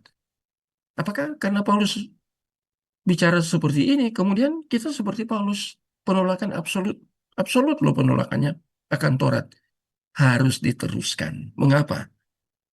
Ada bagian yang berbahaya. Kenapa dia tolak? Sebagai sarana keselamatan. Nggak bisa. Itu sama sekali berbeda. Teologi Paulus, inilah antitesis dengan Yudaisme. Dia bicara soter. Soter itu ada dalam Taurat, tapi di dalam bentuk tertentu. Yaitu tipe, ada nubuatan di situ, ya. Ada apa? Apa tadi saya katakan itu teofani di situ. Itu kan itu gambaran semua. Puncaknya ketika terjadi inkarnasi final. Mengapa? Mengapa harus ada inkarnasi? Ini terkait dengan soter, penggenapan yang ditulis di Torah. Yang Paulus tolak yaitu interpretasi bahwa Yudaisme percaya bahwa Taurat itu sarana keselamatan. Sama sekali ini berbeda. Jadi jangan salah salah tafsir ya, salah interpretasi. Tadi Ronald sudah tanya ini ya. Ya, sekarang dipertajam ya di dalam materi ini ya, penolakan absolut. Kemudian, oh itu Paulus tolak loh, Taurat itu tolak. Oh, jangan dulu. Maksudnya apa? Kalau Taurat itu menyelamatkan? Enggak, Paulus enggak mau. Dia sangat berkontradiktif. Penolakan absolut itu antitesis. Dia berbeda sama sekali berbeda dengan konsep ini. Ya, jadi ada bagian tertentu, makanya saya katakan penolakan itu, ya hati-hati belajar. Ada Taurat itu ada limitasinya, ada batasannya, batas tertentu, karena dia bersifat, nah itu ya, itu ada tipe. Dia belum sampai ke final, yaitu antitipe, yaitu Taurat. Ya, apakah dibicarakan tentang antitipe di dalam Taurat? Iya dibicarakan, tapi itu the future, akan datang. Sudah datang mereka masih tolak. Ya, mereka kan tidak mau tentang Mesias. Nggak mau, ya, tidak mau kepada Kristus toh. Malah tokoh-tokoh di dalam sinagoge itu yang otaknya dari semua yang terjadi ya terkait dengan ketika Kristus berinkarnasi. Itu otaknya mereka kan ada di situ. Ya, penolakan ini berdasarkan fakta bahwa kematian dan ini sudah terkait dengan itu ya, kebangkitan Kristus tidak hanya menyatakan jalan keselamatan yang lebih baik, bukan masalah moral. Tidak hanya kan, yang menempatkan jalan keselamatan lama di bawah bayang-bayang, itu bayang-bayang ya, dan membuatnya tak lagi diperlukan. Ya, tetapi juga menyatakan apokaliptos ya dibukakan ketidakcukupan absolut dari Taurat sebagai sarana untuk soter. Jadi jelas ini ya, makin hari makin jelas. Karena itu, antitesis Paulus dengan Yudaisme tidak hanya terletak pada proklamasi kebenaran iman tanpa Taurat, ya, tetapi juga dalam pembuktian ketidakcukupan untuk menjamin orang berdosa dibenarkan di hadapan Allah dan beroleh hidup. Ya, pokok terakhir inilah yang menjadi aspek dan struktur paling keras, paling khas dari doktrin Paulus, sehingga harus kita selidiki secara penuh sebelum kita membahas pembaruan oleh iman. Menarik tidak? Bagian terakhir ini ya, penolakan absolut. Ya. Dalam bagian tertentu, jangan digeneralisasi, akhirnya Taurat dibuang di tong sampah. Jangan, hati-hati. Ini interpretasi nih ya. Paulus interpretasinya jelas. Dia bicara ketidakcukupan absolut. Ya. Di dalam Taurat ada berita tentang soter, tapi baru sebatas berita. Nah, berita itu harus kan digenapi. Penggenapannya kapan? Itu inkarnasi.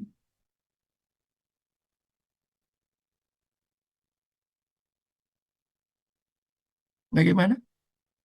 Sudah jelas? Ya, saya tidak ke bawah ya. Kalau ke sini nanti kita akan gantung ya. Ya, ini membahas tentang skandalon, kemegahan dan skandalon. Ini tambah hari tambah tajam ini. Masih Yudaisme ya. Kita belum ke Gnostik.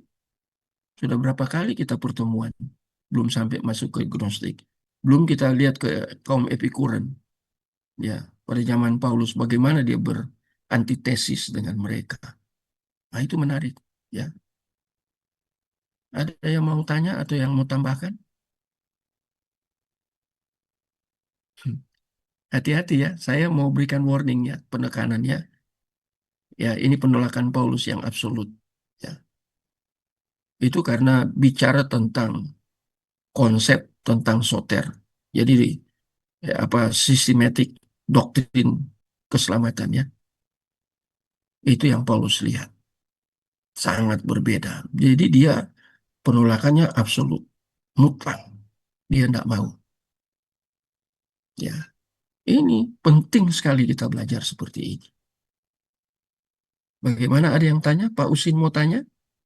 Atau Pak Christian? Yang lain mau tanya? Apa sudah tahu semua ya? Sudah mengerti? Nangkep ya semua? Ada yang tanya?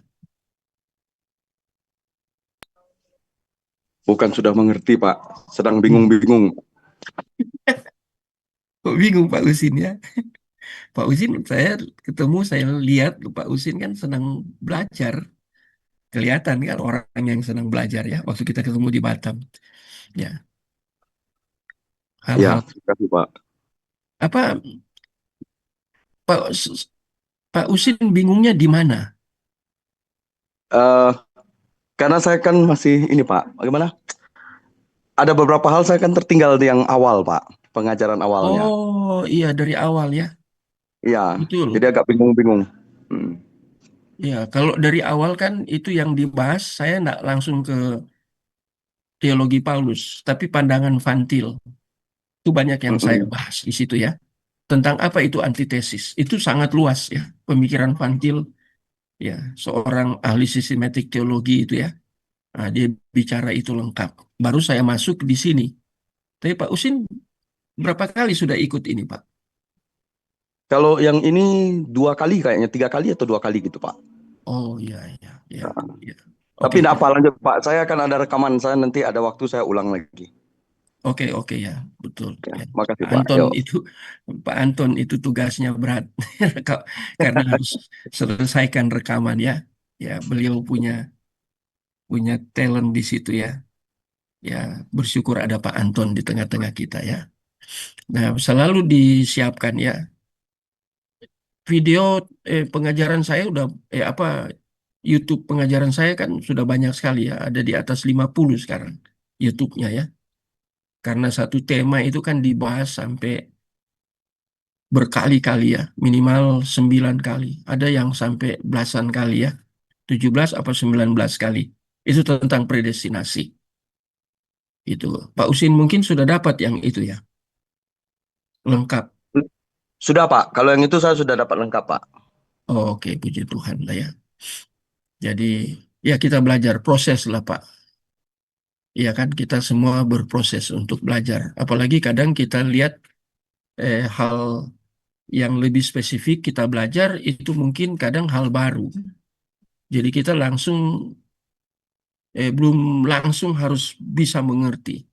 Harus mungkin diulang-ulang, dengar, atau kita baca. Ya nanti saya kirim ini ya, setelah selesai semua, saya akan kirim.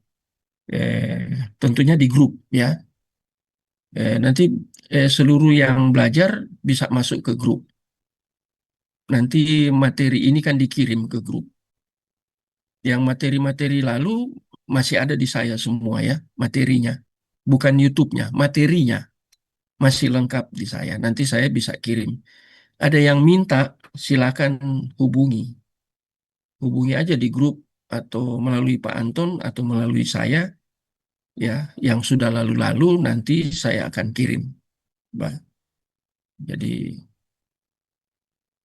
inilah yang kita sama-sama pelajari ya. Jangan itu ada hal-hal ada tingkat kesulitan tertentu ya, tapi kita tetap harus belajar ya.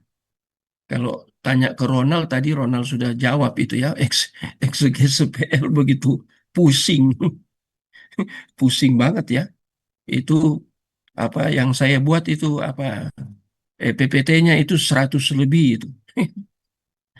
Kalau saya kirim nanti pusing juga baca itu ya PPT-nya karena kadang kalau baca tidak dijelaskan pendalamannya karena PPT kan terbatas. Jadi harus dijelaskan semua ya. Jadi saya lebih senang pendalaman ya. Sudah tidak ada yang tanya? Izin Pak. Iya, mari Pak Christian. Ah, eh, jadi dari pembelajaran ini saya dapat bahwa ternyata alasan penolakan absolut Paulus adalah terkait Taurat itu dipandang dari konteks soter, dan terkait penolakan Paulus terkait hmm, hal itu bahwa bukan terkait penolakan Paulus terhadap eh, Taurat membingkai moral responsibility dari orang percaya kan Pak? Terima kasih. Iya, iya. Itu intinya, esensinya di situ. Esensinya di situ. Ya. Jadi kalau sudah bicara soter, itu kan sudah terkait dengan tadi yang saya bilang moral. Ya. Karena yang kelemahan yang luar biasa, yang juga absolut dari Yudaisme, yaitu dia bicara tentang mempertimbangkan yang baik dan yang tidak baik. Ya, yang berkenan dan yang tidak berkenan. Itu dipertimbangkan. Nah, itu bukan pengajaran, itu dia interpretasinya keliru. Dan karena terkait dengan soter ini, sampai hari ini kan Yudaisme tidak percaya ya, sumber dari soter itu. Mengapa dia berinkarnasi? Waktu berinkarnasi mereka tolak. Dan itu jelas di dalam Yohanes pasal 1 itu ya, ayat 10 ya. Ia datang kepada miliknya, tetapi mereka tidak menerimanya. Ya, Yohanes 1 ayat 10. Siapa itu miliknya dalam konteks itu? Pengertiannya apa? Yaitu Yudaisme itu miliknya. Pilihannya di Old Testament. Mereka tidak mau terima. Nah, itu. itu sudah dibicarakan jelas sekali oleh Yohanes, Rasul Yohanes ya, kan Yohanes Pembaptis. Jadi sudah jelas mereka tidak mau terima ya. Kalau bicara soter tentunya tidak bisa lepas dari Mesia, Christ ya, tidak bisa. Karena dia yang datang berinkarnasi ya, bukan bukan pribadi Bapa atau pribadi Roh Kudus. Jadi bukan Father atau Holy Spirit, tapi pribadi yang kedua. Nah, itu kan mereka tolak sampai hari ini. Makanya saya kadang-kadang membawa kita untuk jauh berpikir, mengapa ada tembok ratapan sih? Apa fungsi tembok ratapan? Ratapan yang teresensi itu apa di tembok ratapan? Ya mungkin Pak Usin ada teman-teman lain yang sudah pergi ke Israel ya. Mengapa ada tembok ratapan? Orang Yudaisme terus ke situ ya, bolak-balik di situ. Nah, itu mengapa ada itu? Nah, ini karena masalah ini soter. Yang sentralnya itu inkarnasi. Itu bahaya karena konsepnya ya konsep moral itu ya. Konsep moral tapi tadi saya sudah bagi ya tentang moral itu kan ada tiga hal. Yaitu berhubungan dengan Taurat di bangsa-bangsa di luar Israel ya. Itu mereka punya Taurat. Yang saya kaitkan dengan Pascal membahas itu ya tentang ada sesuatu di dalam diri manusia yang tidak bisa diisi dengan hal lain ya sedang eh, terkait itu dengan religi ya. Nah, itu yang kedua mereka orang Israel ini, yang ketiga kita ya Kristen yang hasil dari buah roh, bukan hasil kita ya kan, buah, fruit, karpos bahasa Yunaninya. Ya, kalau lihat ada pekerjaan yang baik. Pekerjaan yang baik itu tentang apa yang kita lakukannya? Itu bahasa Yunaninya ergon, pekerjaan. Apa kaitannya? Ya, pekerjaan-pekerjaan yang baik. Itu kan teologi Paulus juga itu pekerjaan yang baik. Nah, itu kalau dikaitkan dengan etos kerja. Pekerjaan yang baik itu ukurannya siapa? Ukuran kita? Ukuran orang lain? Atau ukuran yang bersifat teologis? Nah, itu ukuran pribadi itu otonomos. Kita buat rumusan pribadi, ya, aturan atau hukum. Nomos itu kan, aturan atau hukum. Itu kita buat. Itu yang disebut full otonomos. Atau ukuran yang bersifat general, umum. Dunia ini kan punya standar ukuran-ukuran. Ya. Kemudian yang ketiga, yang baik itu terkait dengan hasil dari pekerjaan Roh Kudus dari dalam, inner, karena dia sudah tinggal. Ya, nah itu yang disebut dengan karpos. Itu Yesus sudah katakan, kamu sudah bersih. Ya, tapi dia tuntutkan buah tentang pokok anggur yang benar harus dibersihkan. Nah, itu kan proses. Itu presentif itu. Dalam tensis itu kan presentif, tetap dibersihkan. Sudah bersih, harus dibersihkan. Jadi jangan puas. Kemudian berhenti, kemudian merasa hebat. Enggak, kita tetap harus dibersihkan. Itu yang kemudian ditulis juga oleh J. Knox Chamberlain, baca tentang agon dan agonisomai. Wah, itu menarik sekali. Itu terkait dengan moral itu. Itu kan pergumulan kita seumur hidup. Agon itu kan agonisomai itu tentang apa ya? Tentang ini di dalam satu pribadi itu ada agon, ada agoni. Itu ada agon atau agonisomai. Karena sepertinya ada dua yang tarik menarik. Mengapa kita bisa mendukakan Roh Kudus? Karena kita punya keegoan yang tinggi. Kalau sekarang itu dikatakan NPD. NPD itu kan berpusat ke, sudah pelajari NPD. Bagaimana NPD dinilai secara teologis? Itu antroposentris. Seakan-akan untuk Allah, atas nama Allah. Tapi sebenarnya berpusat pada diri loh. Untuk kepuasan kita. Bukan kepuasan untuk Allah. Bukan untuk kemuliaan Allah. Itu bahaya. Ya, NPD itu bahaya. Itu benar-benar antroposentris. Kita harus tunduk mutlak. Orang-orang Yudaisme itu NPD-nya kuat loh, percaya dirinya kuat. Begitu dahsyat. Kalau kita menggunakan istilah masa masa kini kan itu NPD toh. Itu benar-benar antroposentris. Itu sarkinois itu. Ya, itu kan tentang diri sendiri, itu pribadi ya, NPD. Dari mana itu NPD? Ya, itu mendukakan Roh Kudus terus itu kalau sudah NPD. Mengerikan sekali itu NPD ya. Ya, istri saya ikut seminar NPD seluruh guru Petra. Ya, mereka buat berapa tahap karena kan ribuan di Petra itu ya. Dia kirim pembelajaran tentang NPD, seminar. Itu yang datang memang dia ahli ya. Di dalam spesifikasinya di situ dia mengupas NPD. Bahaya kita. Ya, Paulus katakan di dalam Galatia 2 ayat 20 ya, bukan aku lagi yang hidup, tetapi Kristus yang hidup di dalam aku. Ada dia, aku tetap ada, tapi yang menguasai bukan dia, bukan aku dia. NPD kan itu akunya dia. Dan itu pergumulan kita. Itu agon kata Chamberlain. Dia tulis satu sub ya tentang apa itu agon dan agonisomai. Wah, itu mengerikan kalau baca itu ya. Sekarang kan banyak istilah-istilah baru yang dimunculkan di dalam dunia ya, secara sekuler, umum ya, general, termasuk NPD. Kalau kita kaji dari segi Alkitab, apa itu yang terjadi? Bagaimana dengan Musa? Ada muncul NPD-nya waktu dia melayani bangsanya, yang bilangan pasal berapa itu ya? Itu tesis Pak Cucun loh, Pak Cuncun. Bagus sekali itu tesis Pak Cuncun itu ya. Itu dia ambil MPD di STT Karismata Bandung.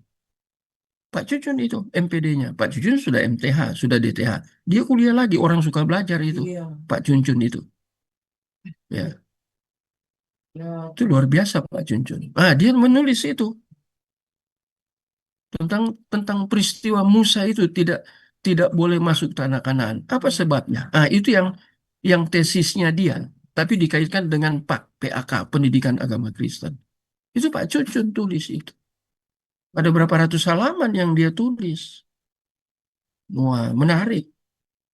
Ya, ini orang ini begitu percaya diri, ya, yang Yudaisme ini, ya, saking percaya dirinya berpusat pada diri, penafsirannya, ya kalau kita bicara setelah Roh Kudus turun ya, sudah tinggal dalam kita, kan harus mengalami illumination, ya, potiso itu bahasa Yunaninya, harus alami itu, iya kan? Harus alami itu karena Roh Kudus sudah tinggal. Salah satu yang dikerjakan ketika kita belajar firman Tuhan yang diilhamkan oleh Roh Kudus, yaitu Roh Kudus sendiri itu akan memberikan illumination. Itu menarik juga kalau dibicarakan, didalami itu. Dibuat tema khusus tentang potiso. Jarang orang bicara potiso.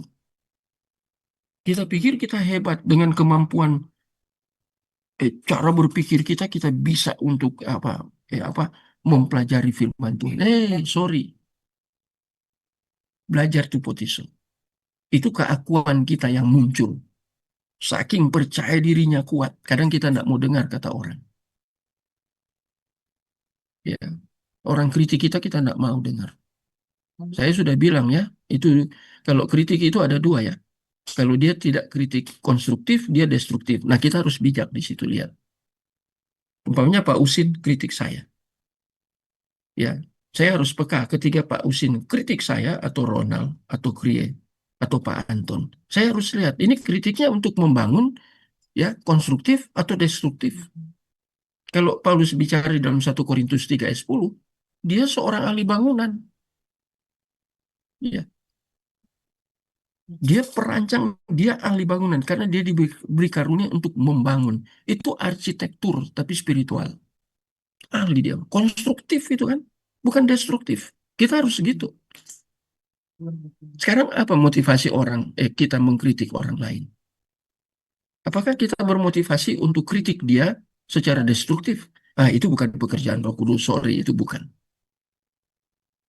Itu bukan bijaksananya, Sofianya Tuhan, tapi itu bijaksana manusia yang di dalamnya dikuasai oleh daging. Hati-hati loh. Saya sedang hubungkan itu ya tentang hal yang kelihatan sepele ya, sifat daging. Kita kritik, saya kritik Pak Usin atau Ronald, tapi dengan kritik daging. Kalau kritik daging, saya mendukakan Roh Kudus. Yang kedua, untuk Pak Usin atau Ronald, itu berarti saya bukan konstruktif. Saya destruktif. Kalau yang destruktif pasti bukan dari Tuhan. Karena untuk merusak kan destruktif. Tapi kalau kritik untuk konstruktif, itu dari Tuhan. Itu jelas ya. Paulus mengkritik, antitesis kan kontradiktif dengan pengajaran Yudaisme. Apakah itu dari dalam diri Paulus? Atau itu berdasarkan potiso? Karena pada zaman Paulus, Roh Kudus sudah turun. Sehingga dia begitu dahsyat, dia mengkritik cara berpikir, apalagi yang soter itu, apalagi yang tentang apa Doulos Hamartia. Dia mengkritik habis-habisan. Itu penolakan absolut itu. Itu dalam kritik. Padahal dia itu kan berarti dia mengkritik untuk bangun. Karena 1 Korintus 3 ayat 10 berkaitan dengan apa kata Paulus tentang dirinya. Saya diberi karunia, give, didomi, itu diberi karunia. Untuk menjadi seorang ahli bangunan arsitektur. Tapi sekarang kok dia kritik? Itu mengajarkan kita tidak boleh anti kritik. Paulus saja kritik kok. Waktu Yesus berinkarnasi, dia kritik nggak tuh Yudaisme? Dikritik habis-habisan. Tapi kritiknya untuk apa? Destruktif atau konstruktif?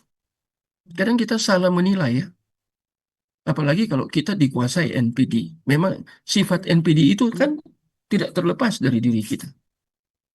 Itu bahaya sekali. Itu keakuan kita. Itu antroposentris. Itu egoisme. Itu memang kita harus bergumul lawan. Itu pergumulan kita. Ya, sewaktu-waktu rasa sombong, rasa hebat, rasa mampu, rasa semua kita bisa kerjakan. Nah, itu dosa, itu hamartia. Tapi penggolongan dosa bukan dosa yang tidak. Yesus kan sudah mengampuni dosa kita. Kalau belajar soteria terkait dengan Christ ya. Dia sudah mengampuni dan sudah selesai.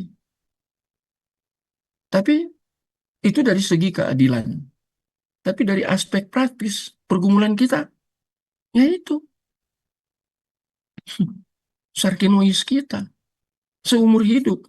Nanti berakhir baru setelah masuk peti. Itu baru berakhir. Itu bukan pergumulan masalah materi. Bukan. Ya, beda. Ini pergumulan masalah kehidupan personal kita yang dikaitkan dengan yang sudah ada di dalam kita yang tinggal selama-lamanya. Forever. Iona. Iona ya. Itu pergumulan kita. Pergumulan orang Israel, orang Yudaisme, yang ini yang disoroti oleh Paulus. Ini menarik. Kita tinggal 2 menit ya. Saya selesai ya. Saya tambahkan ya, lebih memperdalam, mempertajam. Ya, oke. Ya, kita berjumpa minggu depan ya. Masih kita ketemu ya minggu depan. Saya mohon untuk tutup dalam doa, yaitu Pak Teguh Takari. Pak Teguh ada? Tolong tutup dalam doa. Silakan Pak Teguh.